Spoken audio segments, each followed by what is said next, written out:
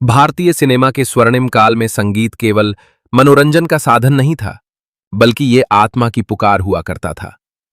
कई बार एक कलाकार का अपनी आवाज पर अटूट विश्वास इतिहास की दिशा बदल देता था। जनता टॉकीज के इस विशेष एपिसोड में आज हम आपको वर्ष 1975 में बनी एक मल्टी स्टारर फिल्म के उस मोड़ पर ले चलेंगे, जहां एक सुपरस्टार की अड़चन और एक गायक के जादुई आवाज ने एक अमर रचना को जन्म दिया। एक ऐसा गीत जिसे गाने के लिए संगीतकार किसी और दिग्गज को चुनना चाहते थे, लेकिन उस दौर के सबसे बड़े महानायक राजेश खन्ना ने साफ कह दिया था, अगर गाने में किशोर दा की आवाज नहीं होगी तो मैं भी पर्दे पर नजर नहीं आऊंगा। आइए जानते हैं क्या था वो ऐतिहासिक किस्सा। ये मौसम आया है। बात वर्ष 1975 की है। निर्देशक जे ओम प्रकाश एक मल्टी स्टारर देशभक्ति फिल्म बना रहे थे, जिसका नाम था आक्रमण। इस फिल्म में तत्कालीन दौर के सबसे बड़े सुपरस्टार राजेश खन्ना साहब एक दिव्यांग पंजाबी सिपाही कर्नैल सिंह की गेस्ट अपीयरेंस में थे। फिल्म में कुल 6 गीत थे और उनमें से 4 गीत पहले ही किशोरदा की आवाज में तय हो चुके थे। राजेश खन्ना जी के ऊपर 2 गीत फिल्माए जाने थे, परंतु असली विवाद तब खड़ा हुआ जब फिल्म के एक बेहद संवेदनशील और गंभीर देशभक्ति गीत की रिकॉर्डिंग की बारी आई। संगीतकार जोड़ी लक्ष्मीकांत व प्यारेलाल जी चाहते थे कि इस देशभक्ति गीत को या तो महेंद्र कपूर साहब गाएं या फिर मोहम्मद रफी साहब। लक्ष्मीकांत जी का मानना था कि 60 के दशक से रफी साहब ने देशभक्ति गीतों में जो ऊंचाइयां छुई हैं, वैसी वेदना और गहराई केवल वही ला सकते हैं।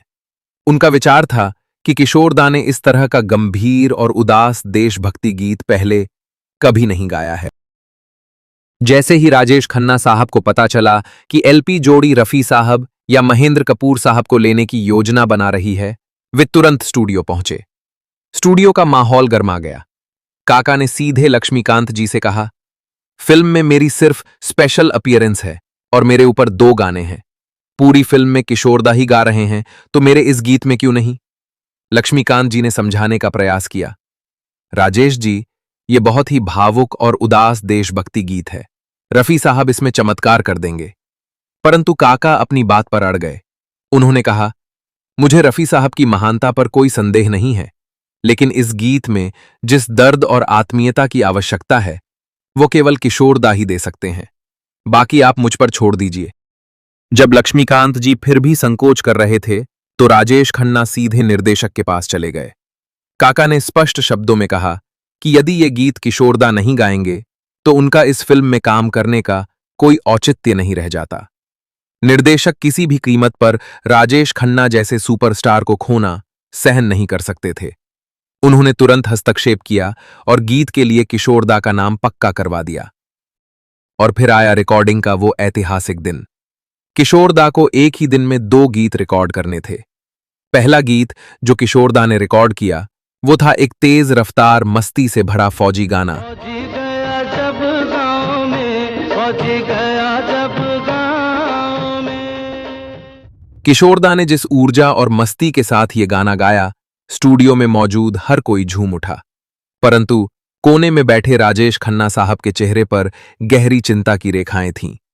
काका मन ही मन भयभीत थे कि इतना तेज और मस्ती भरा गाना गाने के तुरंत बाद किशोरदा अपने पूरे मूड को इतने भावुक और उदास गीत के लिए कैसे बदल पाएंगे। काका अभी इन्हीं चिंताओं में डूबे थे कि अचानक ग्लास कैबिन के भीतर से किशोरदा की आवाज गूंज उठी। उन्होंने अपने दूसरे गीत की शुरुआत की। वे शब्द थे, मेरी जान से प्यारे तुझको तेरा देश पुकारा जा। मेरी जान से प्यारे तुझको तेरा देश पुकारा जा। राजेश खन्ना चौंक कर तुरंत शीशे के दरवाजे के पास पहुंचे।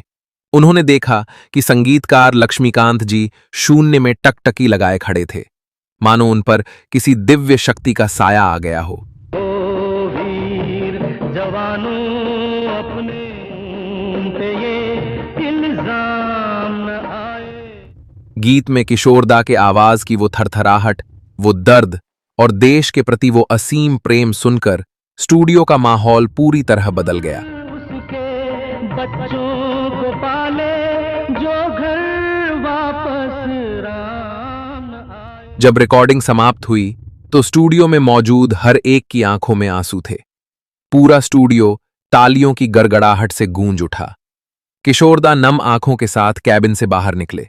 लक्ष्मीकांत जी ने आगे बढ़कर किशोरदा को कस कर गले से लगा लिया और हैरानी से पूछा, किशोरदा, अभी अभी इतना मस्ती भरा गाना गाने के तुरंत बाद आपने इस गीत में इतना गहरा दर्द कैसे भर दिया? शहीदों का हो तो क्यों उनमें मेरा नाम। किशोरदा बस मुस्कुराए।